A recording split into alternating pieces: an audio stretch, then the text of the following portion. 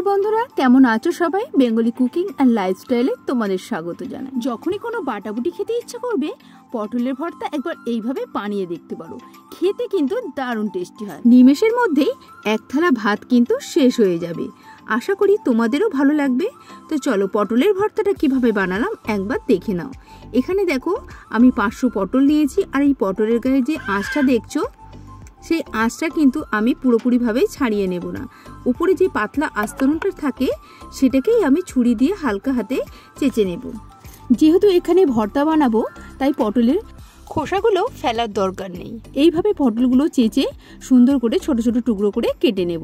আর দেখো এদিকে একটা কড়াই বসিয়ে দিয়েছি, আর কড়াইতে দিয়ে দিয়েছিলাম বাটি মেপে 1 বাটি জল, আর দিয়ে দিয়েছি তার মধ্যে কেটে রাখা পটলগুলো।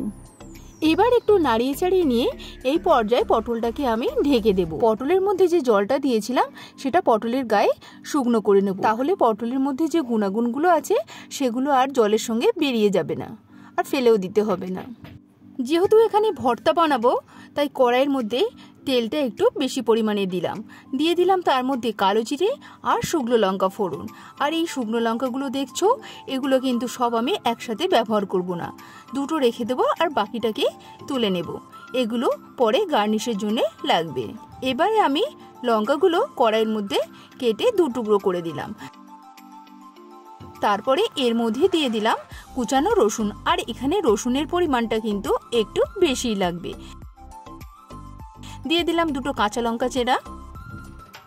রসুন আর কাঁচা লঙ্কাটা একটু ভাজা হয়ে আসলে এরপর এখানে 2টি মাঝারি সাইজের পেঁয়াজ কুচি যোগ করেছি। পেঁয়াজের পরিমাণটা একটু বেশি দিলে ভর্তাটা খেতে কিন্তু দারুণ লাগবে।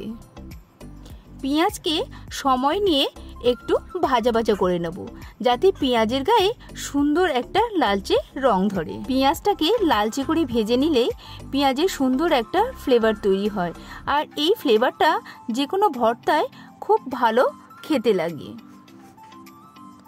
দিয়ে দিলাম পরিমাণ মতো হলুদ, কাশ্মীরি রেড চিলি দিয়ে দেখো আবারও একটু নাড়িয়ে চাড়িয়ে নিলাম, দিয়ে ভালো করে নাড়াচাড়া করে নেব। আর আগেই দেখতে পেয়েছিলে পটলটাকে সিদ্ধ করে রেখেছিলাম, সেটা কিন্তু মিক্সিতে ভালো করে পেস্ট করে নিয়েছি। পটলের পেস্টটাকে ঢেলে দিলাম। এবার কিন্তু সমস্ত মশলার সঙ্গে পটলের এই পেস্টটাকে সুন্দরভাবে নাড়িয়ে চাড়িয়ে নেব।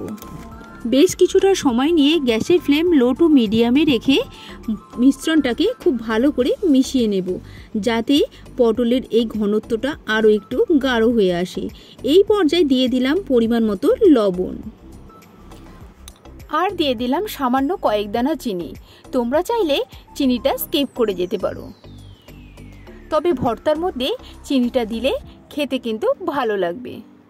তো দেখতেই পাচ্ছ পটলের ভর্তাটা আমার কিন্তু প্রায় রেডি হয়ে এসেছে। আর হ্যাঁ, মনে রাখতে হবে পটলের ভর্তাটা যত ভালো করে কষাবে এর টেস্ট কিন্তু দারুণ হবে। আরও একটু শুকনো করে নিয়ে আসলে আরোই ভালো লাগবে খেতে।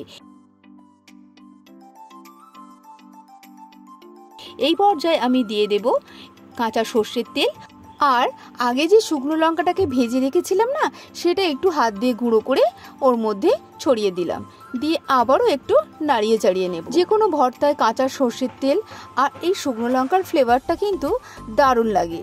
দেখতেই পাচ্ছ ভর্তাটাকে কিন্তু এখনও আমি কড়াইয়ের থেকে নামাইনি, এখনও কষিয়ে যাচ্ছি। যত ভালো করে কষাবে এর টেস্ট কিন্তু আরও দারুণ লাগবে। দেখো ভর্তার নিচে ব্রাউন ব্রাউন কালার হয়ে এসেছে, এর মানে বুঝতে হবে যে ভর্তাটা তোমার পুরোপুরিভাবে রেডি হয়ে গেছে। তো দেখো এর উপরে আমি একটু গার্নিশ করে নিয়েছি, আর সেটাই তোমাদেরকে দেখাচ্ছি। তো এইভাবে পটলের ভর্তা বানিয়ে গরম ভাতের সঙ্গে কিন্তু জমে যাবে।